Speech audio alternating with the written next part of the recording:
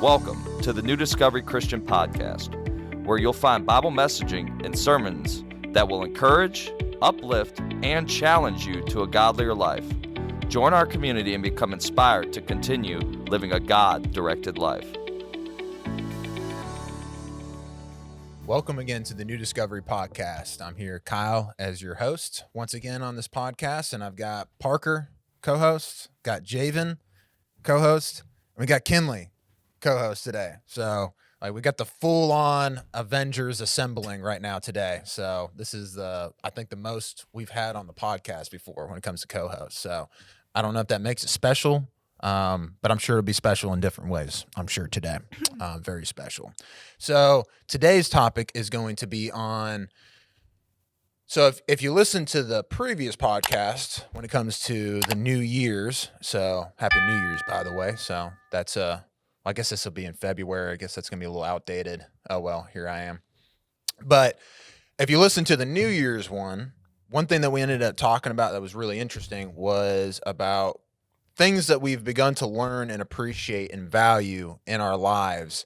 And I remember we just got into that conversation and really loved that conversation. So we're going to try to continue on in that conversation today about what we value, what we've learned in our lives so far in our youth that are really important, things that we have learned in the past and things that say we've recently learned or / kind of learning right now that are really important in our lives and that we've realized. So we're going to kind of talk about that between each one of us. And then, we're going to go as we usually do, as far as we can go with that conversation. And then we'll cut it off, and if there's a part two, there's a part two. If there's not, there's not. So we're just gonna go from there. I'll go ahead and start the conversation off and kind of move around the table. Icebreaker. Yeah, some icebreaker. Plenty of stuff to go off of to talk about. And so I guess I'll go off of one of the first things that I remember kind of talking about a little bit is. And it kind of hinges off of the coronavirus to a certain degree, is the fact of how much I've appreciated family more after the coronavirus. And also, I think I've mentioned this, I ended up getting the coronavirus and being in isolation. So if you didn't know that, I was. So I just remember one thing, I guess I'll zero in on the isolation just for a minute. I just remember being in the isolation for context, I live in my apartment alone, so there's no one else in my apartment. So it's just me. So being in isolation for 10 days for me, not going to stores, not going anywhere, not seeing anyone, there's a lot of appreciation for the contact with people, first of all, that I kind of noticed, and the appreciation of being around people, having relationships with people, talking with them. But there was also the appreciation of I guess the contact with family, and I noticed how my family jumped in and helped me, and a lot of people from the church. So I guess there's a mixture of family and other people, and so it's kind of a balance. People that are really close to me, so that would include my family. I think that's the best way I can put it. Is I remember people jumped in with text messages, phone calls, dropping off food, dropping off supplies, between all those things, and I remember. And those things really helped within 10 days. I mean, if you don't see someone for 10 days, you don't know what that feels like for 10 days. And that's the first time I've ever really realized that in my life, I think. And so, I mean, I was sick and everything like that. I guess that just it sucks a little bit, but the isolation was the part that really got me. And I remembered at the end of it, and it still sucked despite the text messages, phone calls, and all that. But I remembered, if I hadn't received those text messages, those phone calls, those people dropping off the food and stuff like that for me and supplies, whatever I needed, I remember that would have been, I think, unbearable isn't an extreme enough of a word, I suppose. It made me think about, because one of the worst punishments that you can deliver to people in prisons and jails is social isolation. across the world, no matter whether, because in some other countries you can get beatings, electrocutions. I mean, they do other things in prisons. Obviously, we don't do that in the United States, but still social isolation is the worst out of all of them, and restricting that from people. And I realize I've got a good beat on what that felt like, if I'm honest. And I was only kind of like a couple steps from being there for 10 days with that social isolation. And I just realized if that had been taken away, I just don't know what I would have done with myself, I guess, if there was just completely no one. And it made me just truly appreciate, when I got out of it, the people that I know, my friends and my family. Even doing the podcast with you guys, it's just like there's something to life that you need from other people. I can't always put my finger on it, but there's something there that you need from other people in a very practical way, I can say. And so that was one thing that I've really realized in this year is, it's so easy, and everyone talks about how bad the year is. And I'm not going to sit there and say this was like a great year or anything like that by any means. And nor do I think 2021 is going to be the heaven on earth that, some people may think it is as well. I mean, we'll find out. I hope it's going to be good, but again, we'll find out. But despite that, I've been trying to find the good out of the bad. And I noticed that's one thing that I'm more appreciative. It's like, if I hadn't gone through that, then it's not like I would be like, forget all of you guys, forget my friends, forget the church family and my family. It wouldn't have been like that necessarily. But it's like there was an extra layer of, because of the circumstances. I mean, what is that saying? You don't know what you have until it's taken away. I mean, so in a very extreme way that happened, and it just helped me to appreciate that even more, that contact with people that I've gotten. And I guess focus more on those things as well in my life, and what other things are not as important, that I don't value as much, that are distractions in my life. Am I really trying to surround my life with purposeful, meaningful things in my life, including those relationships? Or do I just have like a lot of distractions in my life on a daily, weekly basis? And obviously those things can filter in your life very easily. But right now it's like, in this next year, I want to push myself even further to build and strengthen those bonds even more than previously, rather than other things that our culture can say is important to us in our lives. And so, and that's not, whatever it says doesn't mean it's truth. It doesn't mean it's the gospel. So I think that's the first thing for me right off the bat, just thinking about it in this new year. So Parker, you're kind of like I guess you're the counterclockwise, but you're to my right though. So, okay. Does that mean I have to go next? Yeah, I mean, what does scripture say? Yeah. Like a lot of pressure. The right hand of God, so you're the right hand. Okay, Did so I just say something that assumed I'm God? Maybe let's edit that Blasphemy. out. That sounded bad. yeah, I think I heard thunder in the background. But edit that out. That sounded bad. But what you just said about the whole family thing. So this is Ecclesiastes. I've brought this up before, but this is Ecclesiastes 4. I'll just go ahead and read. Well, I'll read the verses 9 and 13 and then kind of sum the rest, or 12, sorry. But in verse 9, it talks about 2 are better than 1 because they have a good return for their labor. Let me just go ahead and read the whole thing. For if either of them falls, the one will lift up his companion. But woe to the one who falls when there is not another to lift him up. Furthermore, if 2 lie down together, they keep warm. But how can one be warm alone? And if one can overpower him who is alone, 2 can resist him. A cord of 3 strands is not quickly torn apart. So if you've ever read Ecclesiastes, the main point of the book is life without God is completely meaningless. So he goes on and on talking about how, this, that, and the other doesn't matter, has no ultimate purpose. But this is one thing that he says, he doesn't say this is, well, my translation says vanity. I think some others may use different words. Meaningless is the other translation. Yeah. So, where's I going with that? So basically the point here is that he's saying friends and family, right? Like they do actually have meaning. It's one of the things in life that we do need, which is, I think, kind of what you touched on a little bit. And too, when you think about it, we're designed to worship things and to be in a social relationship because we're designed to know God. So we definitely need that, here on earth with friends, but ultimately with God himself. And of course, that's found through Christ. But another thing that I was thinking about, because there's like so many places we could go with this, and I'm glad you brought up family, because this happened, I think this was Thursday. So I guess for context, we're filming Saturday, so it's like 3 days ago. So my granddad right now, as of this recording, is currently in the hospital at Oxford. He's doing better. Like, he had COVID, and I know you said your grandma had it. yeah, she's back home. She's doing good now.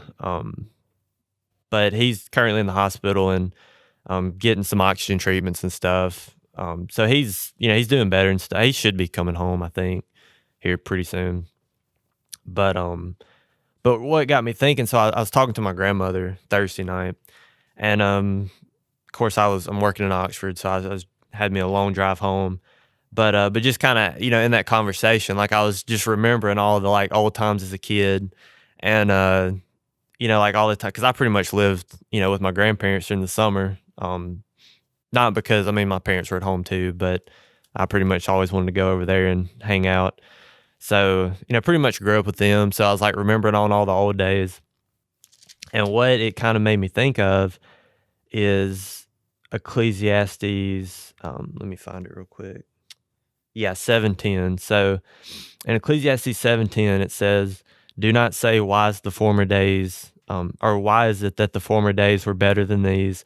For it is not from wisdom that you ask about this." And I never really understood that, because I'm thinking like, well, everybody says that the old days were better. Like, why is that such a problem? And I know I'm jumping around a little bit in the book, but you can read through the whole thing and get the context. But in verse 18 of chapter 5, and it says it multiple times, but I'm just going to read it once. He says, "Here's what I've seen to be good and fitting, to eat, to drink, and to enjoy oneself and all one's labor, in which he toils under the sun during the few years of life, which God has given him, for this is his reward." Right? So the idea is to, enjoy what you have presently. Like, don't focus. Obviously plan for the future and learn from the past, but like, don't dwell on it, because you're going to sit here and miss what you have in the present. And then another couple of verses I like, and then we'll move on from me to hear, because I want to hear what y'all have to say. It says in Ecclesiastes 7, verses 13 and 14, it says, "Consider the work of God, for who is able to straighten what he has bent." Right? So the idea being, because half the things in our life that we, stress about, like, we can't do anything about it anyway. So and I think that's, and I may be misinterpreting, but I think that's kind of the idea here when he says, like, consider what God has done, like, who can really, change what he's already established. And then verse 14, and I think this is really helpful, especially for 2020 and going into 2021. It says, "In the day of prosperity, be happy," right? So like the idea of enjoy the present moment that you have, because it's, with friends and family. "But in the day of adversity, consider God has made the one as well as the other, so that man may not discover anything that will be after him." And I think that's like a real comforting thing. Because even though, like, let's be honest, like, family and friends, they grow old and pass away, and, all those, things happen. But both the days of prosperity that we had when we were younger, and we still have it today, we may just not focus on it. But even the days of adversity, when you have things like sickness, such as COVID and all sorts of things, like, both come from the hand of God. So we should, obviously, I'm not saying you should be thankful for being sick, right? But there's still joy to be found even in those moments. I know taking things right from what you said and you were talking about is one thing I was going to mention. Well, as soon as you got in Ecclesiastes, the first thing I was going to mention, when it talks about eating and enjoying yourself and being merry. Yeah. And for anyone who hasn't read Ecclesiastes, that statement is repeated many, many, many, many times in a book that is very depressing, very dark. But it's not, just for clarification, this is not some kind of hedonism where it's like just do whatever you want to do or pleasure. Like, it's God's at the center of it, and the idea is that if you take God out of the center of it, well, then nothing matters. Right. And it's more a focus on kind of what we've been talking about, getting around the family, those people that matter, that quality time with others. And it's saying there's something there. And I think that's something that's clicked in me. And so for another context is recently my aunt and my cousin have come in town for Christmas, and I haven't seen them in about 10 years. So for me, the last time I saw my cousin, he was in probably barely out of diapers and talking about I'm Spider-Man in a Spider-Man outfit. And, he was probably 6 at the time. And so I would have probably been 16 at the time, I think, if I'm doing the math correctly there. And so now when I saw him again, the dude is as tall as I am, and he's kind of a bulkier guy than I am too. And I was like, well, dang. And he was wearing a Spider-Man shirt. And I was just like, well, you're not the Quinn that I knew before previously. I was just like, wow, it got kind of big there, Quinn. It's like, yeah, give him a hug. He's a huge guy. I mean, again, he's like my height and kind of stocky. I'm like, man, gonna play football soon or something? I was like, dang. But I remember when I first saw them, it was so enjoyable to me to finally see them. And if I'm honest, if I'm just gonna throw all the chips on the table, I had not, especially towards the end of high school and probably the very beginning of college, not as much of a priority on family as I should have. And the fact that I hadn't seen him in 10 years says something, I would say, to not making that a priority. Of course, I could come up with the excuses of going to college and job and stuff here at the church. Of course, I can make those excuses, and everyone can. And some of them legitimate, but not all of them legitimate, though, if I'm honest. And just the fact that it hit me that it's been 10 years seeing them, that should have never happened. But it's like now that I've learned that appreciation with them here and being able to play a lot of board games and things like that with them and Pictionary, we're consistently eating at the dinner table week to week. Like for me and our family, like that only happened at Thanksgiving and Christmas. And that was like it. So like that happening consistently isn't something like I've ever experienced before. And I really love it. And another thing too, my Aunt Jen, she's like me too. So she's kind of like all over the place and kind of wild. So I could sit there and talk to her and it's like, oh my gosh, like 3 hours just passed away. And it's just like, where'd all the time go? So like, I love my Aunt Jan, and then Quentin's different than me. He's extremely introverted, but I love him though. That's a part of Spider-Man. Who he is. Yeah.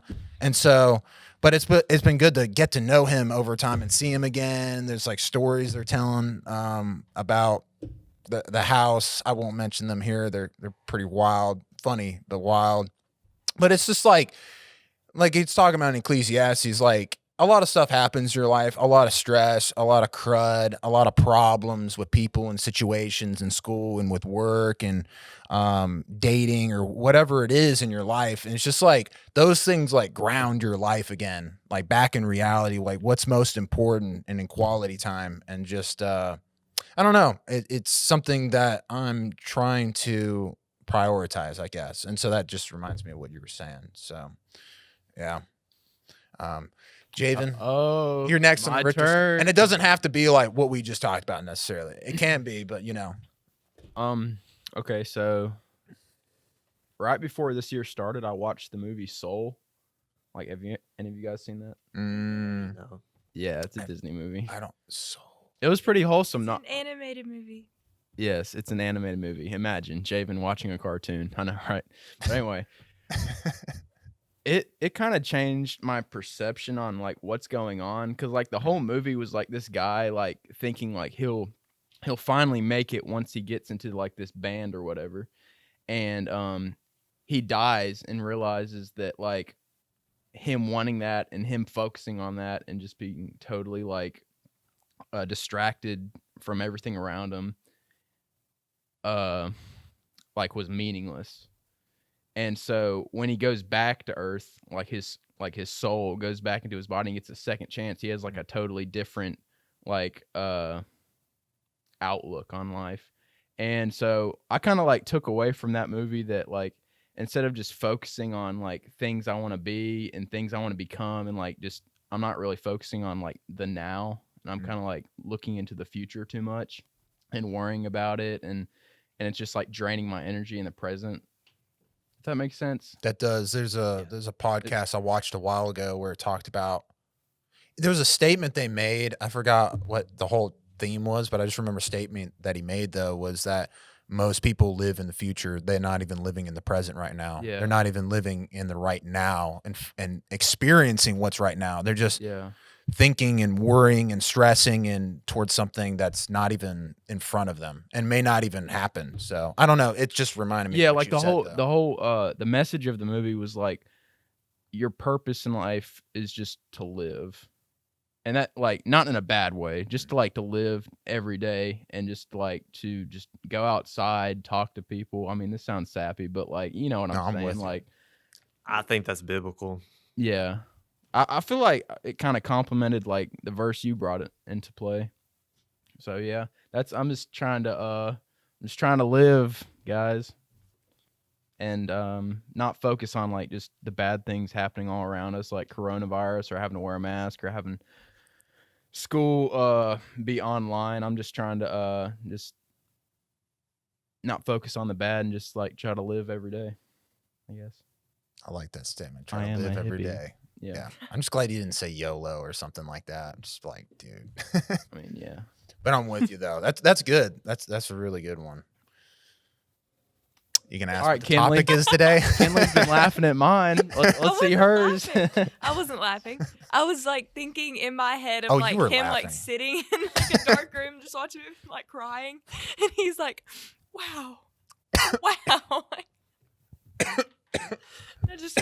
Wait, who's seen you in a dark room? Let's dissect what you just said. No, I was saying that's what I was thinking of, like you sitting in a dark room just watching this like cartoon movie, and you're like. That's actually pretty accurate because I watched it in a sleeping bag in a dark room on my phone.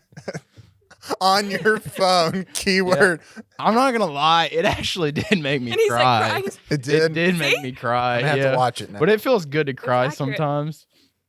I don't know. I just gotta let it all out. Like the ending, it was just like it was so good. It was just like a Pixar movie. It was like as good as Ratatouille or something. I've heard about it. I just have. Is it on Disney Plus? Yeah, it's on Disney Plus. Okay. I gonna have to give that a look then, possibly. I thought it was gonna be pretty political, but like no, it was Like most of good. them are. Yeah, like I better stop before we get into politics. Kinley, isn't it your turn? What you got? Gosh, I'm about to die on the podcast. I don't know. We'll find out, I guess. I ruin everything. All right. Yeah. Anyway, so what's your New Year's resolution? Are we talking about resolutions or reflections? We're not doing That's not what this podcast is about. That was the last podcast was about. Edit that out. Javan. This is why I don't more have editing. headphones.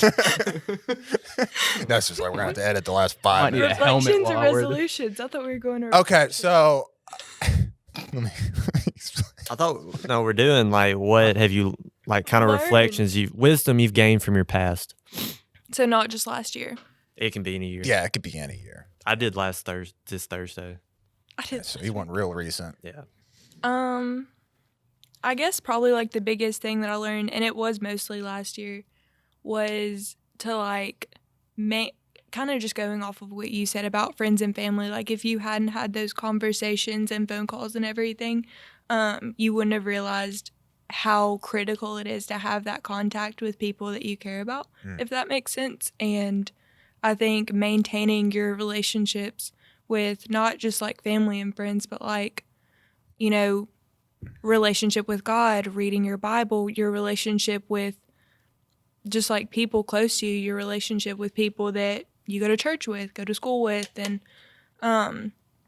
all of that is so vital to like just really anything. I think like I feel like if I would have done that more, like paid attention to maintaining more relationships that were important to me and like nurturing those relationships and helping them grow, and you know, I could have learned a lot more from other people around me instead of just like trying to figure it all out on my own. Does that make sense? Yeah. Like sometimes you get so busy and caught up like with school or work and etc., and it's like, oh, I have to do this, and this, and so you end up not finding time for either other people or for just like finding time to talk to God, and that's really, really vital to like not just your health, but like your state of mind and your peace and all of that. So that was probably my biggest reflection, like maintaining relationships and stuff and nurturing those. Going off of what you said, Kinley, one thing that I had thought about was how when I seem to focus in on what's most important, I seem to allow more of those things in my life. It seems a lot easier rather than, oh, I got to go over to the family's house or whatever, or someone invited me to so-and-so, but I just want to, you know, blah, blah, blah. I'm so busy and stuff like that we tell ourselves. And I got to be careful. Like the things that we're talking about, like school and work and things like that, those are good things. Like it's not like those are bad and you should just not do them, because then like your life is going to be a complete disaster. So it's not saying that, but at the same time, it's so easy to become distracted. And I just noticed the more focus you bring in and on your life, the more you bring more of that in your life, there seems to be a more quality to your life rather than there just being like a bunch of random stuff in your life and in your heart.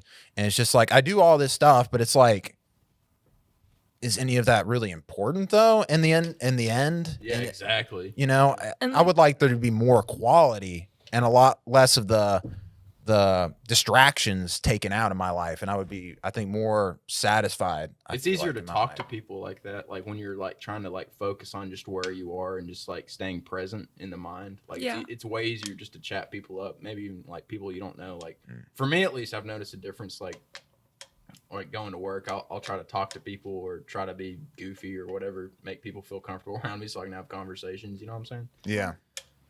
That's like what I was about to say is you were talking about, you know, so many people don't feel present in the moment that they're in, and they're so busy like already thinking about what's going to happen next that they just like don't even focus on what's right in front of them. And so I feel like that kind of goes into, like you said, it shouldn't be like an obligation thing. Like, oh, I have to go over to my family's house. Like, oh, I have to hang out with such and such. Oh, so-and-so sick. Like I have to call them and check in and make sure they're good.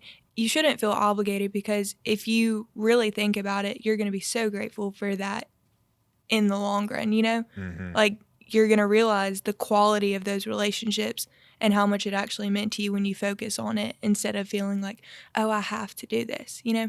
Yeah. And kind of hinging off what you're saying and what you said here in a second too, is I remember the way I typically am, and I still am somewhat like this, honestly, is I'm not a phone call guy. I'm really not. I'm a FaceTime person.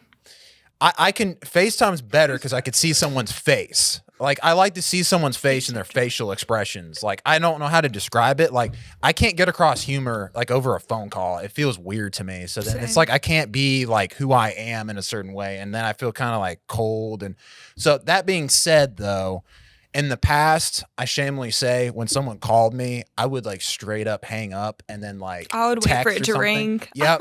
And then I would text and then like I would completely let it go. And I should have picked up the phone because I knew it was like something that wasn't like a text thing. But I did it anyways because I didn't like calls. And I'm still not a fan of calls. I still prefer in person, or if it's like, can you pick this up at Walmart? Then it's like a text thing. You know, it doesn't have to be a call thing. But that being said, I noticed there were people who were calling me, and so whether it's a family member or it's like my dad or someone else, someone in the church or something like that, who needs someone to talk to.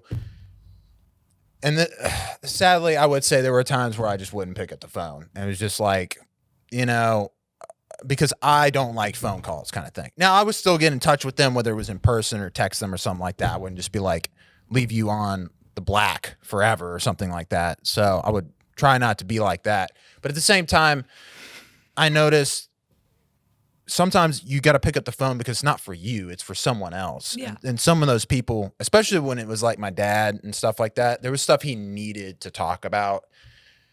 And especially recently. And I've appreciated it more because I've grown closer to, I'm zeroing in on my dad. There's other people too, but I've grown closer to my dad by doing so. And especially, I'm not in the house right now, but for some things he's depending on me. And he needs that. Now, I may not need it as much, but he needs it. And I've noticed it's grown the relationship even further. Kind of getting in the conversation that we're talking about even more, where I could just say, well, no phone call, just in person. That's the only thing that matters. And I could just, and that's to me, that's where I get a lot of enjoyment and connection, but not on the phone call. But someone else may, though. And that may be the thing that they need that day. But off of what you were saying too, Javan, before I lose it right out of my mind, though, is I remember when I listened to that podcast some time ago. It's probably 4, maybe even 5 years ago when I listened to it. I remember one thing that I started to do that really helped me, because I was trying to find out how to tackle the situation of trying to be present with people. What podcast? It was the Bible Project, I believe. I just can't remember what episode it was, though. And they were talking about something and it had to do with like being in the present. So I can't remember the podcast. I just remember what they said, and it really stuck with me. And I remember one thing I started to do was, well, 2 things. Was one, before I went to any type of situation, like say I was driving somewhere, walking somewhere, whatever it is, I would pray to God before I entered the situation to be present with people, like to be there, to listen to them, not think about what I'm going to eat for lunch, not what I'm going to eat for dinner, not about what I want to do with my goals in life. Where do I want to be at the end of the day or the end of the week, or stressors or stuff that's going on in my life, stuff that goes on with everyone. Instead of focusing and thinking about all these things and pretending to listen to people, which is a very easy temptation. That's a whole nother conversation. But to sit there and be with people, be in the present, experience this moment with other people. And I could say that's really, really helped me when it comes to that quality, just living in the present, being with people, living with people. And my quality of life has definitely gone up ever since then. Whereas you're just kind of like this person just going through life, living in the future. It's like now you're connected with people and experiencing life with them in a very deep way. I feel like a quality type of way, rather than just quantity, where it's just a lot of experiences. It's like you're narrowing it in, and what you get is really, really good. And also listening to people, because listening to people is a big factor in being in the present. So that's one thing I thought about. Yeah, that's true. Yeah. If your mind is somewhere else, you can't really like keep the conversation flowing if you're not fully following them. Yeah.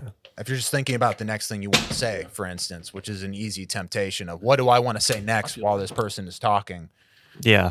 And I think, I really like how you said that, talking about, being present helps with your quality of life. I think the number one thing, and this is the reason I keep going back to Ecclesiastes, that's helped me to be present in a sense. So in Psalms 90:12, it says, I'm going to paraphrase it, but basically it says to, help us number our days so that we can present to God a heart of wisdom. And I think, and this is going to sound bad, so let me just read Ecclesiastes 12:1. It says, remember also your Creator in the days of your youth, before the evil days come and the years draw near when you will say, I have no delight in them. So the idea here is that we're all dying. And I know that's depressing, but I think once you understand that your time is limited, because think about this. There's a song, I think it's Tim McGraw, where it's like, live like you're dying. Like, what's the difference between somebody that gets say a bad diagnosis and told they're 5 months to live, and somebody that is going to die in a car wreck 5 months from now? Well, it's the same thing. One realizes that their time's limited. The other one doesn't realize it, right? So we don't know. I mean, we could walk out, leave here, and be in a car wreck, and then it's over, right? And that's, it's sad to think about. But I think once you understand that our time is limited, it helps us, one, be present, but two, realize what really matters.